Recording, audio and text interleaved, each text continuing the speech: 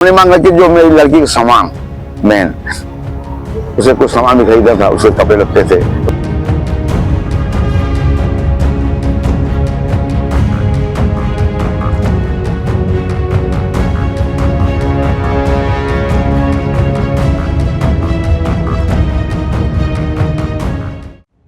Dubai में बांदा की शहजादी अब सुकून की नींद सो रही है। परिवार की लाख कोशिशों के बाद भी शहजादी को बचाया नहीं जा सका। लेकिन क्या शहजादी की मौत के बाद भी कई ऐसे सवाल हैं जिनके जवाब अब तक नहीं मिले हैं। क्या शहजादी सच में गुनहगार थी या फिर उसे एक साजिश में फंसाया गया? आज आपको बताएंगे कि शहजादी की आखिरी कसम क्या है और क्यों उजैर को सजा दिलाने की आखिरी इच्छा उसने अपने पिता से जाहिर की थी। आधी रात को यूपी के बांदा में 7 समंदर पार से एक कॉल आता है।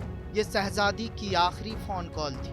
अचानक फोन बजा। इंटरनेशनल नंबर देखकर परिवार को अंदाजा हो गया है कि कोई बुरी खबर आ गई है। शहजादी ने अपने पिता शब्बीर खान से आखिरी बार बात की। रोते हुए शहजादी ने कहा, अब्बू मेरा टाइम खत्म हो गया, आज मुझे फांसी हो जाएगी। मुझे कहा गया है कि केवल 10 मिनट है तुम्हारे पास, जिससे बात करना है कर लो। आप लोग अपना ध्यान रखिएगा, मेरी चिंता न कीजिएगा। अब मैं सुकून से रहूंगी, सारे मुकदमे वापस ले लीजिएगा, लेकिन उजैर को नहीं छोड़िएगा। आप सोच रहे होंगे कि उजैर कौन है जिसके लिए शहजादी ने अपने पिता से ऐसी बात कही।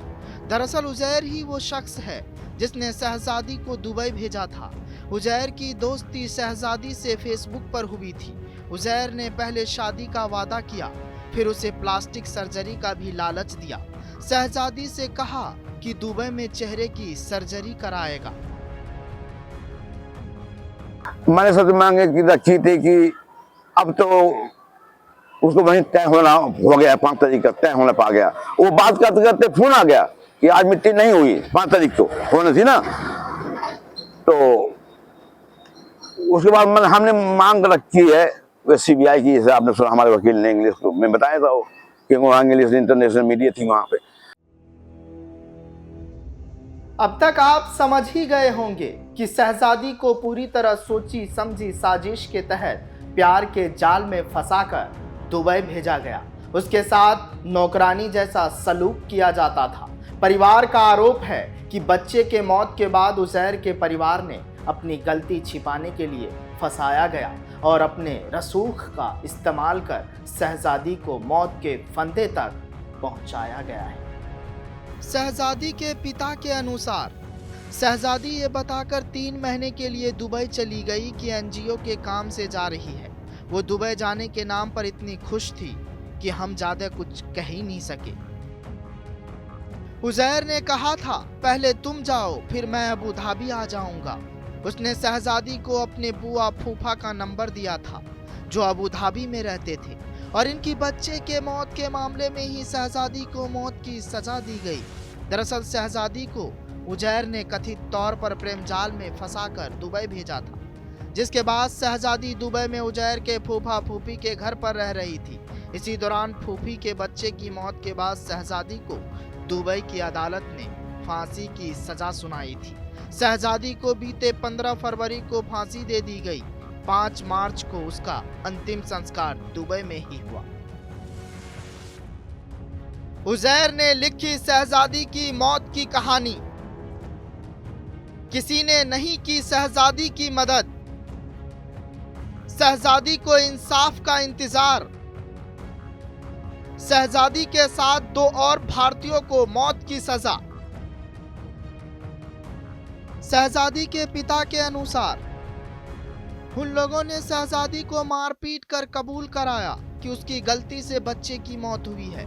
फिर खलीफा थाने में रिपोर्ट कराई और कोर्ट में गई तो सीधे सजाए मौत सुना दी गई। तभी हमें ये पता चला कि वो प्लास्टिक सर्जरी कराने के लिए दुबई गई थी। हम सरकार से सीबीआई जांच की मांग करते हैं। जीते जी बेटी को इंसाफ नहीं मिला, मरने के बाद तो मिलना ही चाहिए। दरअसल शहजादी को उजैर ने कथित तौर पर प्रेम जाल में फंसाकर दुबई भेजा था, जिसके बाद शहजादी दुबई में उजैर के फूफा फूफी के घर रही उसके बाद कई ऐसे मामले सामने आए जिसमें शहजादी ने अपने जुर्म भी कबूल किया। फिर उसके बाद वहां पर उनको दिल के सामने गोली मार दी गई।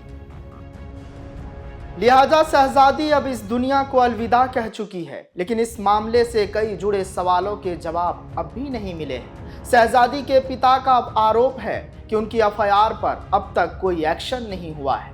ऐसे में सवाल ये है कि क्या शहजादी को इंसाफ मिलेगा? फिलहाल इस कहानी में आज के लिए बस इतना ही। जनतंत्र टीवी पर खबरों का सिलसिला जारी रहेगा। मैंने मांगा कि जो मेरी लड़की का सामान, मेन उसे कुछ सामान भी खरीदा था, उसे कपड़े लगते थे।